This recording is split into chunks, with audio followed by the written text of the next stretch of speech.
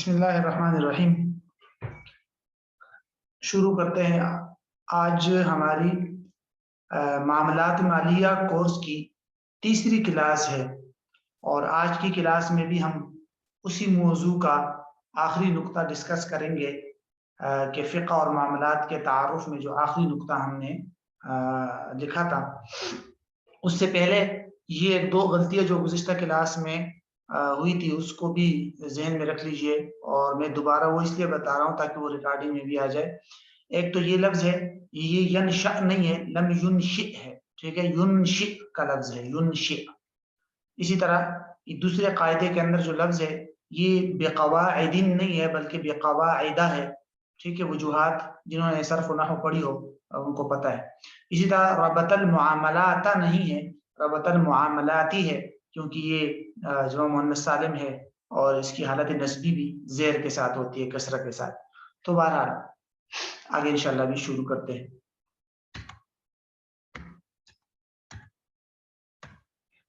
अच्छा जी, फ़िक़्ह और मामलात के तारुफ में हमारे सामने जो तीसरा नुक्ता था वो है मुतालाआती निसाब। मुतालाआती निसाब का मतलब ये है कि अगर कोई शख्स फ़िक़्हुल मामलात का मुताला करना चाहे खुद से, तो उसके लिए मुख्तलिफ मौज़ूआत और सब्जेक्ट्स जो मामलात के तहत आते हैं, उस हवाले से अहम किताबें कौन सी है जिससे इंसान इस्तिफ़ादा करके अपने जो मामलात के हवाले से मालूमात और महारत है उसमें इंसान इजाफा कर सके। तो ये चंद किताबें हैं जो आपके सामने लिखी गई है, वरना तो माली मामलात पर बहुत ज़्यादा किताबें मौजूद हैं।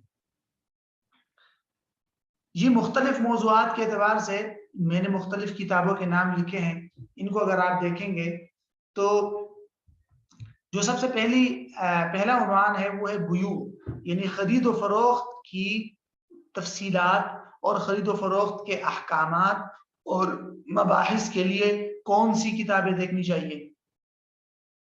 तो यहाँ पर जो मैंने 3 किताबें लिखी है ये तकरीबन तीनों अरबी में है। सबसे जामे और उम्दा किताब 2 जिल्दों में हज़रत उस्ताद मोहतरम मुफ्ती तकी उस्मानी साहब दामत बरकातुहुम की है, फ़िक़्हुल बुयू, 2 जिल्दों में है। अभी तक तो ये अरबी में है और इसका जो खुलासा है उसका उर्दू में भी तर्जुमा हो चुका है और उम्मीद है कि बहुत जल्द इसका तर्जुमा उर्दू में भी आ जाएगा। कुछ हमने भी इस पे काम शुरू किया है आसान उर्दू में। इसका खुलासा का मतलब ये है कि लफ्ज़ बरफ्ज़ तर्जुमा तो नहीं है, लेकिन उनके तमाम मबाहिस को आसान उर्दू में डालने का। तो ये भी इंशाअल्लाह अगर वो आ गया तो बहरहाल ये है फ़िक़्हुल बुयू। इस तरह शेख मुस्तफ़ा ज़ुरक़ा की किताब है अक़्दुल बै, मुख्तसर किताब है, जामिअ किताब। शेख अली सालूस की बड़ी अहम किताब है फ़िक़्हुल बै वल इस्तिसाक़ व तत्बीक़ुल मुआसिर। इसमें भी बुयू के बारे में अहम तफ़सीलात मौजूद है खरीद व फरोख्त की। बाकी खरीद व फरोख्त पर अलग सी किताबें भी है। मिसाल के तौर पर ग्रुप में मैंने जो डॉक्टर इमरान अशरफ साहब की किताब दी थी, किताबुल मुआमलात, उसमें भी खरीद व फरोख्त की अहम तफ़सीलात मौजूद है उर्दू वाली। इसी तरह मौलाना मुफ्ती हुसैन खलील साहब जामिअतुर रशीद वाले, उनकी 2 जिल्दों में एक किताब है आसान फ़िक़्हुल मामलात। मुफ्ती हुसैन खलील साहब की है आसान फ़िक़्हुल मामलात। वो तो वैसे उसमें तो बहुत सारे मबाहिस है, उसमें शिरकत, मुज़ारबत और ये चीजें भी है, रेंट वगैरह के, लेकिन उसमें बुयू और खरीद व फरोख्त का चैप्टर भी मुकम्मल तफसील के साथ मौजूद है, ठीक है। लेकिन वो उसूली किताब नहीं है। उसूली का मतलब ये है कि उसमें आपको बाकायदा ये उसूल नहीं बताए जाएंगे कि भाई खरीदी हुई चीज की शराइत ये है, खरीदार की शराइत ये है और इस तरह खरीद और फरोख्त की बुनियादी उसूल ज़वाबित ये है, बल्कि उसमें जुज़ियात की तरफ ज़्यादा तवज्जो दी गई है कि अगर ऐसा हुआ तो यूं होगा, या अगर किसी ने ऐसी कोई चीज बेच दी ये जायज होगा या ये नाजायज। तो बहरहाल उसमें भी खरीद और फरोख्त की अहम जुज़ियात आपको मिल जाएंगे। दूसरा जो उन्वान है या दूसरा मौजू मामलात के अंदर वो है शिरकत और मुज़ारबत, यानी पार्टनरशिप वगैरह के जो मसाइल होते हैं। इस पर उर्दू में सबसे उम्दा और जामिया किताब जो है वो डॉक्टर इमरान अशरफ साहब की किताब है शिरकत व मुज़ारबत असर हाजिर में। یہ ان کی پی ایچ ڈی کا مقالہ ہے اور بعد میں انہوں نے اس کی تنقیح کر کے اس کو کتابی شکل میں چھاپا ہے، اور ایک موٹی کتاب ہے بڑے سائز کی، بہت ہی عمدہ اور اصول و ضوابط پر مشتمل کتاب ہے۔ اور باقی جو دونوں کتابیں ہیں شرکت و مضاربت وغیرہ کے لیے، یہ عربی میں ہے۔ ڈاکٹر محمد تعویذ صاحب کی الشرکات و احکامها، شیخ علی الخفیف کی ہے الشرکات فی الفقہ الاسلامی، تو یہ دونوں عربی میں ہے، یہ بھی بڑی اچھی کتاب ہے۔ نمبر 3، یہ جو عنوان ہے تیسرا معاملات کے اندر، وہ کہلاتا ہے اجارہ، یعنی رینٹ پر کوئی چیز دینا، مزدوری بھی اس کے اندر آتی ہے، ٹھیک ہے، یعنی امپلائمنٹ اور لیزنگ، یہ دونوں چیزیں اس اجارہ کے اندر آتی ہے۔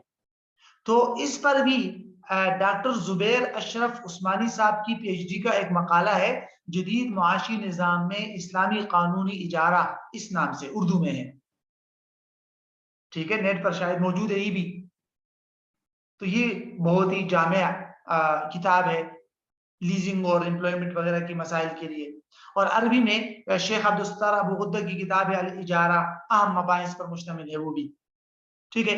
یہ جو ڈاکٹر زبیر اشرف صاحب ہیں، یہ جامعہ دارالعلوم کراچی کے صدر مفتی محمد رفیع عثمانی صاحب دامت برکاتہم کے بیٹے ہیں، اور یہ جو ڈاکٹر عمران اشرف صاحب ہیں، یہ بھی ہمارے استاد ہیں، اور یہ مفتی تقی عثمانی صاحب دامت برکاتہم کے بیٹے ہیں، ٹھیک ہے۔ تو یہاں نوٹ کر لیجئے گا، یہ کتابوں کے میں نے نام بھی لکھے ہوئے ہیں، ان کی مصنفین کے نام بھی لکھے ہوئے ہیں۔ یہ ایک اور موضوع ہے بروکری اور کمیشن، یعنی جو ایجنٹ وغیرہ کام کرتے ہیں اور اس پر کمیشن لیتے ہیں، ٹھیک ہے، تو اس کے بھی بڑے اہم مسائل ہوتے ہیں۔ اس پر اردو میں ایک اہم رسالہ ہے، ڈاکٹر اعجاز احمد سمدانی صاحب بھی ہمارے استاد ہیں، انہوں نے ایک بڑا اہم رسالہ مرتب کیا ہے اسٹیٹ ایجنسی سے متعلق شرعی احکام، تو بہت اہم احکامات پر مشتمل ہے یہ۔ اور اگر عربی میں دیکھنا ہو تو عربی میں اس پر دو اہم کتابیں ہیں، ڈاکٹر عبداللہ سیف کی الوساطۃ العقاریہ اور نظریۃ السمسرہ و تطبیقاتها المعاصرہ، ٹھیک ہے۔ تو یہ دلالی، ایجنٹ، بروکری، کمیشن وغیرہ، یہ جو تفصیلات ہیں یہ ان میں آپ کو مل جائے گی، یہ بڑی اہم کتابیں ہیں۔ عمومی مباحث، عمومی مباحث کا مطلب یہ ہے کہ ایسی کتابیں جس میں صرف کوئی ایک موضوع یا ایک سبجیکٹ کو لے کر ڈیٹیل نہیں بتائی گئی، بلکہ بہت سارے سبجیکٹس کو لیا گیا ہے، ایسی کتابیں جن میں خرید و فروخت کی باتیں تفصیلات بھی ہے، جن میں شرکت اور مضاربت پارٹنرشپ کی تفصیلات بھی ہے، جس میں لیزنگ اور امپلائمنٹ کی تفصیلات بھی ہے، اس میں بروکری اور کمیشن کی طرف بھی توجہ دی گئی ہے، ٹھیک ہے۔ تو ممکن ہے کہ ان کتابوں میں کوئی نہ کوئی ایک سبجیکٹ نہ ہو، لیکن اکثر کتابیں ہیں، یہ تفصیلات ہے۔ جیسے میں نے آپ کو ابھی نام بتایا تھا، مفتی حسین خلیل صاحب کی کتاب ہے آسان فقہ المعاملات، 2 جلدوں میں، اور اس میں تقریباً 17 یا 18 چیپٹرز یا معاملات کے ابواب ہے، یعنی خرید و فروخت ہو گیا، خیارات ہو گئے، شرکت، مضاربت، مزارعات، رینٹ، اجارہ، ہبہ، گفٹ وغیرہ، قرض، یہ ساری تفصیلات اس کے اندر موجود ہیں، اور یہ ہے بھی بڑی اچھی کتاب ہے، آسان اردو میں لکھی گئی ہے۔ دوسری جو ہے ڈاکٹر عمران اشرف صاحب کی کتاب ہے کتاب المعاملات، یہ تو پی ڈی ایف میں بھی میسر ہے، میں نے گروپ میں ارسال کی تھی، یہ پہلی والی پی ڈی ایف میں نہیں ہے۔ اچھا، یہ 2 کتابیں ہیں ڈاکٹر اعجاز سمدانی صاحب کی، یہ ان کے اصل میں پی ایچ ڈی کا مقالہ ہے، اور اس مقالے کو انہوں نے 2 الگ الگ حصوں میں چھاپا ہے، ٹھیک ہے۔ پہلا مقالہ ہے غرر کی صورتیں، اور دوسرا ہے مالی معاملات پر غرر کے اثرات۔ دونوں ہی بہت کمال کی کتابیں ہیں اور بہت ضروری ہے، بہت آسان زبان میں بھی ہے۔ آپ بنیادی طور پر تو اس کا موضوع غرر ہے، انسرٹینٹی، ٹھیک ہے، قیمت معلوم نہ ہو تو کیا حکم ہوگا، مبی جو چیز خریدی جا رہی ہے وہ معلوم نہ ہو، اس کی کوالٹی معلوم نہ ہو تو کیا حکم ہوگا۔ لیکن ان دونوں کتابوں میں آپ کو بہت سارے معاملات کا تعارف ہو جائے گا کہ بھئی فنا بے استثناء کس کو کہتے ہیں، سلم کس کو کہتے ہیں، استجرار کس کو کہتے ہیں، نیلامی اور آکشن کی کیا چیزیں ہیں، یہ اس میں آپ کو بہت اہم تحقیقات مل جائے گی، صرف غرر کی تفصیلات نہیں ہے اس میں، یہ دونوں کتابیں آپ کو پڑھنی چاہیے، اور شاید ایک یا دونوں نیٹ پر موجود ہے پی ڈی ایف۔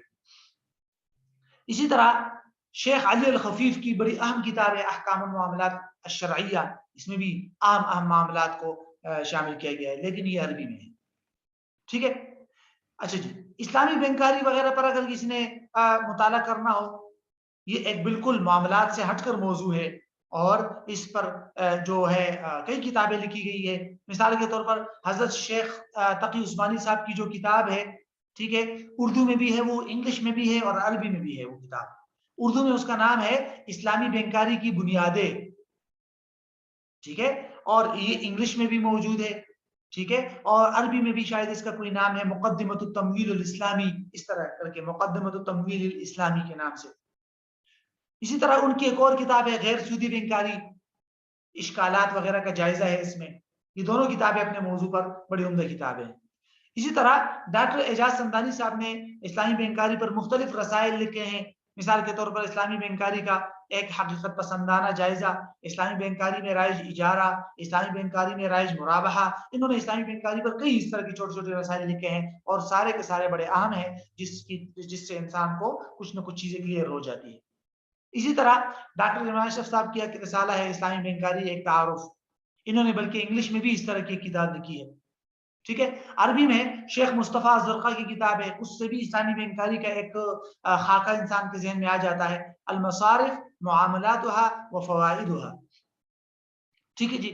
انشورنس اور تکافل آپ جانتے ہیں، جیسے آج کل انشورنس کا اسلامی متبادل سامنے آیا ہے نا. اس کی تفصیلات تو بعد میں آئے گی انشاءاللہ، کسی ایک لیکچر میں اس کو پڑھیں گے، لیکن اس کی تفصیلات اور شرعی حیثیت جاننے کے لیے آپ مفتی شفیع رحمۃ اللہ علیہ کا رسالہ بیم زندگی لائف انشورنس کے بارے میں ہے، بڑا اہم رسالہ ہے. ڈاکٹر اعجاز احمد سمدانی صاحب کی کتاب ہے بہت عمدہ، تکافل انشورنس کا اسلامی متبادل. اس میں انشورنس کی بھی تفصیلات ہے، اس کی خرابیاں بھی ہے، اور اس کے بعد پھر تکافل کی تفصیلات. ڈاکٹر عصمت اللہ صاحب، یہ دونوں ہی یہ بھی ہمارے استاد ہے، ٹھیک ہے. ان کا ایک جو ہے یہ ان کی کتاب ہے تکافل کی شرعی حیثیت. ڈاکٹر عصمت اللہ صاحب کا پی ایچ ڈی کا مقالہ ہے زر کا تحقیقی مطالعہ، وہ بھی بہت اہم کتاب ہے، کرنسی کی تفصیلات پر ہے وہ، اس کو بھی آپ مد نظر رکھ سکتے ہیں مطالعہ میں.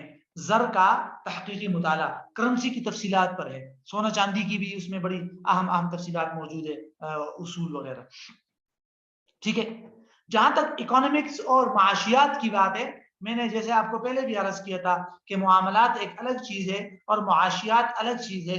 تو معاشیات کے لیے آپ سمجھ لیجئے ایک نورانی قاعدے کی حیثیت سے، اگر بالکل آپ نے ابتدا سے سٹارٹ کرنا ہے معاشیات، تو یہ دو کتابیں بطور نورانی قاعدے کے آپ کے کام آ سکتی ہے.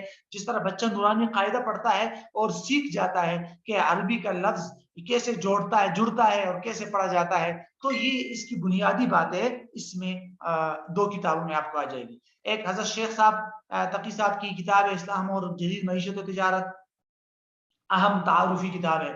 اسی طرح ڈاکٹر اوصاف احمد صاحب کی بڑی اہم کتاب ہے، آسان الفاظ ہے، مختصر سی، علمی معاشیات اور اسلامی معاشیات.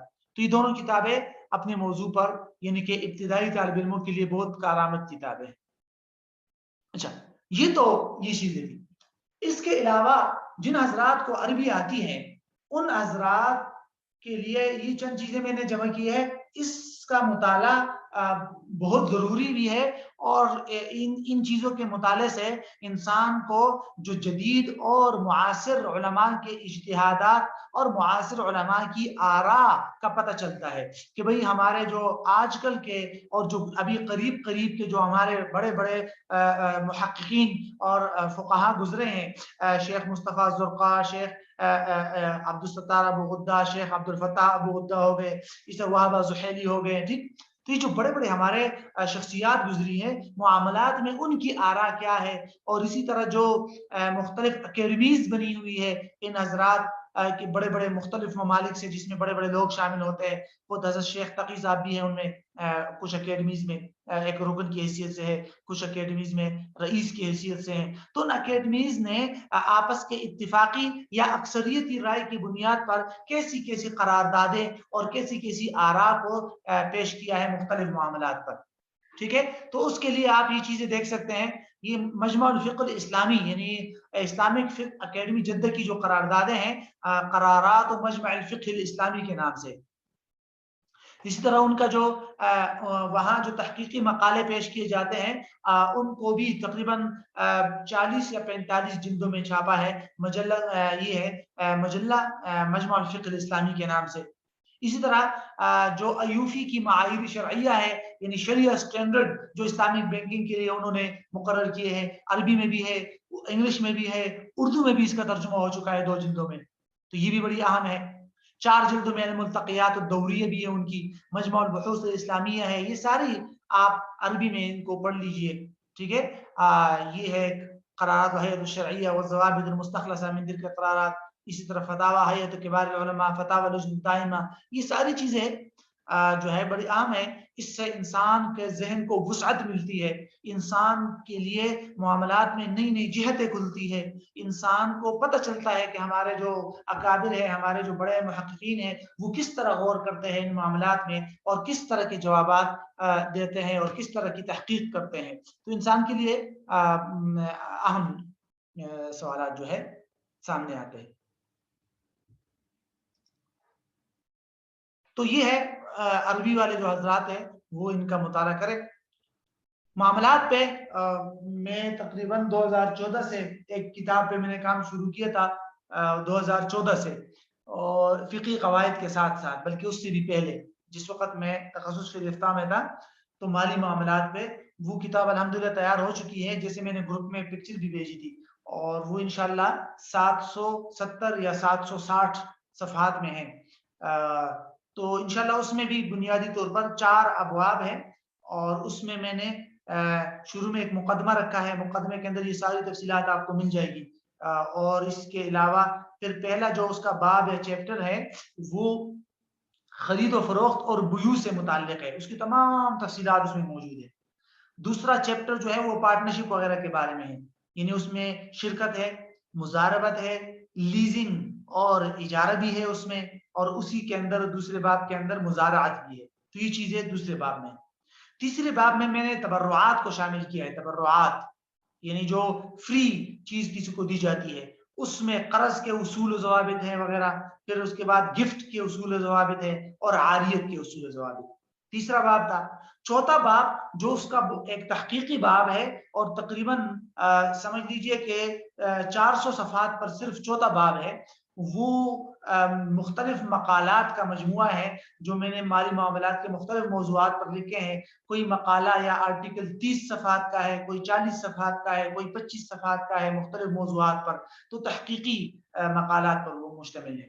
तो ये है, और वो किताब ऐसी है कि उसमें मैंने यूँ नहीं किया कि भाई अगर किसी ने कोई चीज़ ऐसी खरीद ली तो ये जायज़ है, अगर किसी ने ऐसा किया तो नाजायज़ है। नहीं, नहीं, उसमें मैंने उसूली बातें लिखी है, और उसूली तौर पर है जदीद सूरतें और उसूली मबाहिस, कि भाई ये जो चीज़ है, मिसाल के तौर पर बेउल इस्तिजरार है, तो इसके लिए आपने 3 उसूल ज़हन में रखने हैं। पहला उसूल तो ये है कि भाई इसका तारुफ समझ लीजिए आप पहले, फिर इसकी सूरतें समझ लीजिए, फिर इसके हवाले से हमारे मुआसिर मुहक्किकीन की आरा को समझ लीजिए। उनकी तमाम आरा को मैंने इनसे, यानी माई शरइया, मजमुअल फ़िक़्ह इस्लामी, और इस तरह जो अरब उलमा की आरा है, हज़रत शेख तकी साहब की जो किताबें हैं, उनसे उनकी आरा को लेकर खुलासा करके उनकी आरा भी लिख दी, ओपिनियंस उनकी लिख दिए, ठीक है। फिर जदीद सूरतें वगैरह भी लिख दी। तो इस तरह करके इंशाअल्लाह उसका उसकी फेहरिस्त में ग्रुप में शेयर करूंगा, वो आप देख लीजिए। बस उसके लिए दुआ करें अल्लाह ताला वो जल्द से जल्द जो है उसको सामने ले आए।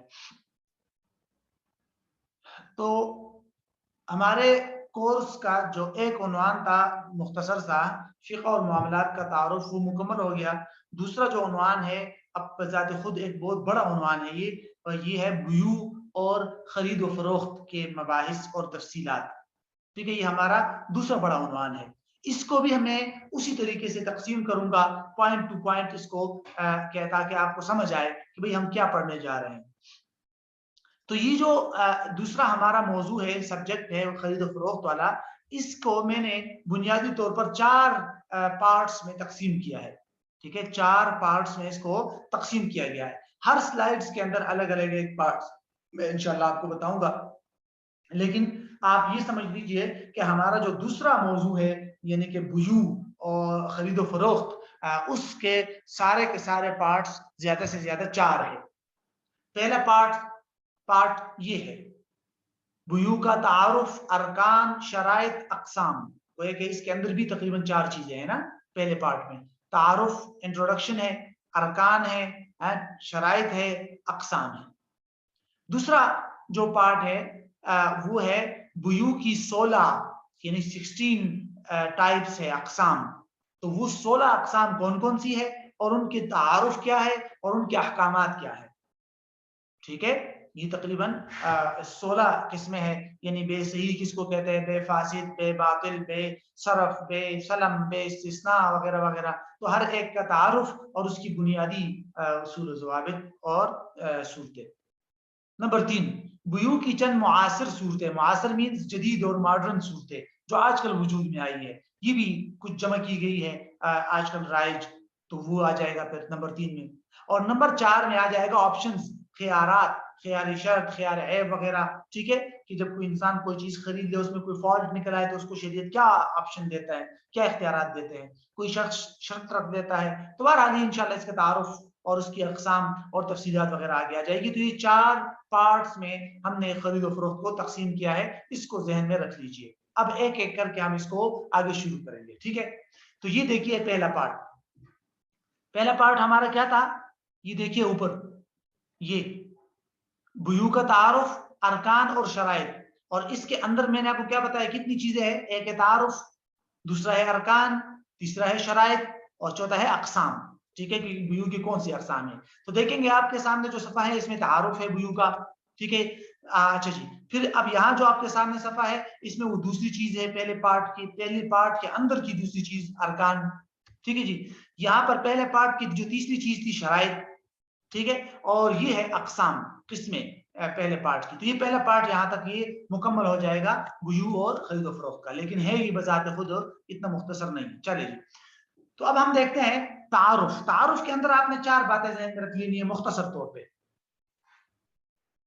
نمبر 1، بے کا تعارف. نمبر 2، مال کیا چیز ہے، مال کس کو کہتے ہیں. نمبر 3، تقوم یا متقوم کس کو کہتے ہیں، یعنی جس کو ہم اردو میں قیمتی کہتے ہیں نا، کہ قیمتی چیز سے کیا مطلب ہے. ایک تو قیمتی، ہم بعض لوگ یہ سمجھتے ہیں قیمتی کا مطلب کہ بھئی بہت مطلب زیادہ قیمت والی چیز، لیکن یہاں وہ مطلب نہیں ہے. یہاں قیمت والی چیز کا مطلب یہ ہے، وہ آ جائے گا، چلے گا. ٹھیک ہے، نمبر 4 پہ ہے چند اہم ٹرمز اور اصطلاحات، وہ بھی آپ نے اپنے ذہن میں رکھ لینی ہے. ٹھیک ہے، تو سب سے پہلے ہم دیکھ لیتے ہیں بے کس کو کہتے ہیں. بے، با یا عین. ٹھیک ہے، بیع، یہ خرید و فروخت کو کہتے ہیں آسان الفاظ میں. ویسے تو بیع کا مطلب ہوتا ہے بیچنا، عربی میں بیع کا مطلب ہوتا ہے بیچنا. شراء، شین را الف حمزہ، اس کا مطلب ہوتا ہے خریدنا. لیکن جب بھی بے کا لفظ اس طرح عام بولا جائے صرف بے، تو اس میں خرید و فروخت دونوں معنی شامل ہوتے ہیں. انگریزی میں اس کو آپ سیل کہہ سکتے ہیں، سیل.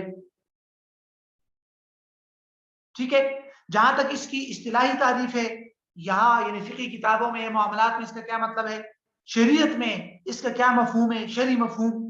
تو شریعت نے اس کا مطلب جو بیان کیا ہے وہ آسان الفاظ میں یا عربی میں یاد کرنا چاہیں تو وہ ہے مبادلۃ المال بالمال بالتراضی. مبادلۃ المال بالمال بالتراضی. میں اردو میں بھی آپ کو اس کا مفہوم بتاتا ہوں. کیا مفہوم ہوا شرعی مفہوم بے کا، کسی مالیت والی چیز کا دوسری مالیت والی چیز سے تبادلہ کرنا باہمی رضامندی کے ساتھ. ٹھیک ہے، میں یہاں چیٹ میں عربی میں اس کی تعریف لکھ لیتا ہوں. مبادلۃ المال بالمال بالتراضی. صحیح ہے، مال کے ساتھ تبادلہ کرنا، مال کا مال کے ساتھ تبادلہ کرنا، یا مالیت والی چیز کا مالیت والی چیز کے ساتھ تبادلہ کرنا باہمی رضامندی سے. ٹھیک ہے، یہ پوائنٹ ہو گیا. اچھا، اب یہاں پر اسی تعریف کے اندر ہمیں ایک پوائنٹ معلوم ہو رہا ہے، وہ کیا، اس تعریف میں ہم نے لفظ مال یوز کیا. لفظ مال، کہ بھئی مال کا مال کے ساتھ تبادلہ. تو مال کس کو کہتے ہیں بھائی، مال کا بھی کوئی مفہوم ہونا چاہیے. تو اس لیے اب ہم آتے ہیں اپنے دوسرے پوائنٹ کی طرف کہ بھئی مال کیا چیز ہے. ٹھیک ہے، مال کس کو کہتے ہیں. یہ جو مال ہے، مال، اس کی فقہاء نے مختلف تعریفات کی ہیں. اگر آپ اس کو تقسیم کرنا چاہیں تو 2 حصوں میں تقسیم کر سکتے ہیں. پہلا حصہ، پہلا اوپینین، کچھ فقہاء فرماتے ہیں کہ مال ٹھوس اور مادی چیزوں کو کہتے ہیں جس کی کوئی قیمت ہو. ٹھوس اور مادی چیز جو باقاعدہ نظر آئے ایسی چیز ہو. ٹھوس اور مادی کا مطلب سمجھتے ہیں نا, جس کو اعیان کہتے ہیں, عین عربی میں. تو کوئی ٹھوس چیز ہو, کوئی مادی چیز ہو جو نظر بھی تو آئے اور اس کی قیمت بھی ہو, تو اس کو کہیں گے مال. اب اس تعریف کو آپ دیکھیں گے تو آج کل جو حقوق ہوتے ہیں یا جن کو آپ رائٹس کہہ سکتے ہیں, کاپی رائٹس ہو گئے, ٹھیک ہے, یہ تو اس پر مال نہیں ہوں گے. یہ مال نہیں ہوں گے. پھر کیوں؟ اس لیے کہ وہ ٹھوس اور مادی چیز نہیں ہے, وہ تو نظر نہیں آتے. میں نے کتاب چھاپی تو اس کی جو کاپی رائٹس ہے یا اس کی جو پبلیکیشن کے رائٹس ہے وہ میرے ہیں, لیکن وہ کہاں ہے بھائی؟ وجود ہے اس کا کوئی نظر نہیں آ رہا, کوئی ٹھوس چیز نہیں ہے, وہ میں کسی کو نہیں بیچ سکتا, وہ پھر مال نہیں ہے. تو یہ پہلا اوپینین ہے جنہوں نے مال کو کیا کر دیا, اسپیسیفائڈ کر دیا ایسی چیز کے ساتھ کہ بھئی وہ ٹھوس اور مادی چیز ہو تب مال ہوگا. اگر ٹھوس اور مادی چیز نہیں ہے تو مال نہیں ہے. جب مال نہیں ہے تو اس کی خرید و فروخت نہیں ہو سکتی. ٹھیک ہے. دوسرا جو اوپینین ہے فقہا کا وہ یہ ہے کہ بھئی ہر وہ چیز جس کے اندر لوگوں کی رغبت پائی جائے اور لوگوں کے اندر لوگ اس کو خرچ کرتے ہو. اس کے لیے دو لفظ استعمال ہوتے ہیں عربی میں, تنافس یا ابتذال وغیرہ آپ یہ کہہ سکتے ہیں. ٹھیک ہے. تو ہر وہ چیز جس کی عرف کے اندر ایک مالیت ہو, ویلیو ہو, اور لوگوں کو لوگ سمجھ لیجیے اس کے اندر حرص رکھتے ہو اور رغبت رکھتے ہو. تو جب یہ بات معلوم ہوگی, اس دوسرے اوپینین کے مطابق حقوق اور رائٹس جو ہوتے ہیں وہ بھی مال ہے پھر, کیونکہ اس میں بھی لوگوں کی رغبت ہے, اس میں بھی لوگوں کی حرص ہے. آج کل جو ہے یہ بہت مالیت کی چیزیں ہیں, آج کل رائٹس جو ہو گئے, کاپی رائٹس وغیرہ اس طرح کی چیزیں. تو بہرحال دونوں تعریفیں کی جاتی ہیں مال کی. کچھ فقہا نے مال کو ٹھوس اور مادی چیز تک محدود رکھا اور کچھ نے ٹھوس اور مادی چیز تک محدود نہیں رکھا, بلکہ علامہ شامی نے تو یہاں تک لکھا ہے, کیا لکھا ہے کہ المالیت تثبت بتمول الناس. یہ بڑا اہم ضابطہ ہے, اس کو ذہن میں رکھیے گا. المالیت تثبت بتمول الناس. علامہ شامی فرماتے ہیں کہ کسی بھی چیز کا مال ہونا یہ کیسے ثابت ہوگا؟ تو وہ کہتے ہیں تمول الناس سے. لوگ جب اس چیز کو مال کہہ دے, مال سمجھنے لگ جائے تو بس وہ چیز مال ہے. ہاں یہ الگ بات ہے کہ شرعی اعتبار سے وہ کوئی شریعت کے اصولوں کے خلاف نہ ہو. شراب ہے, اس کو لوگ مال سمجھتے ہیں لیکن یہ مال نہیں. خنزیر ہے, لوگ اس کو مال سمجھیں گے لیکن یہ مال نہیں ہے, کیونکہ وہ تو شریعت کے اصولوں کے خلاف ہے نا. تو شریعت کے اصولوں کے خلاف نہ ہو اور لوگوں نے اس کو مال قرار دیا اور لوگوں نے اس کے ساتھ مال والا معاملہ کر دیا, معاشرے میں, کسٹم میں, عرف میں اس کو مال کہا جانے لگا, تو بس وہ مال ہے. ٹھیک ہے. اور یہی رائے آج کل زیادہ مناسب بھی معلوم ہوتی ہے. تو یہ مال کے بارے میں خلاصہ تھا. جہاں تک رائٹس کی مزید تفصیلات ہے, حقوق کی خرید و فروخت کی, وہ آگے آئے گی انشاءاللہ. وہ اس پر مکمل تفصیل پڑھیں گے کہ کاپی رائٹس کے کیا حکم ہے, لائسنس وغیرہ جو بنائے جاتے ہیں اور کسی اور کو بیچے جاتے ہیں اس کا کیا حکم ہے. ٹھیک ہے. یہ بہت ساری چیزیں ہیں رائٹس کی, وہ آگے آ جائے گی. فی الحال مال کے بارے میں جو میں نے آپ کو دو اوپینین بتائے اور جو دوسرے اوپینین میں نے آپ کو بتا دیا کہ وہ زیادہ بہتر ہے, یہ دونوں ذہن میں رکھ لیں. تیسرا پوائنٹ, یہ بار بار گزشتہ باتوں میں ہم نے ایک لفظ یوز کیا, تقوم. قیمتی ہو, قیمتی ہو, قیمتی ہونا, مالیت والا ہونا, اس کی ویلیو ہو, اس طرح کے الفاظ میں نے استعمال کیے نا بار بار. تو شریعت کی نظر میں ایک اصطلاح یا ایک لفظ استعمال ہوتا ہے, اس کو کہتے ہیں متقوم. اس کو کیا کہتے ہیں؟ متقوم.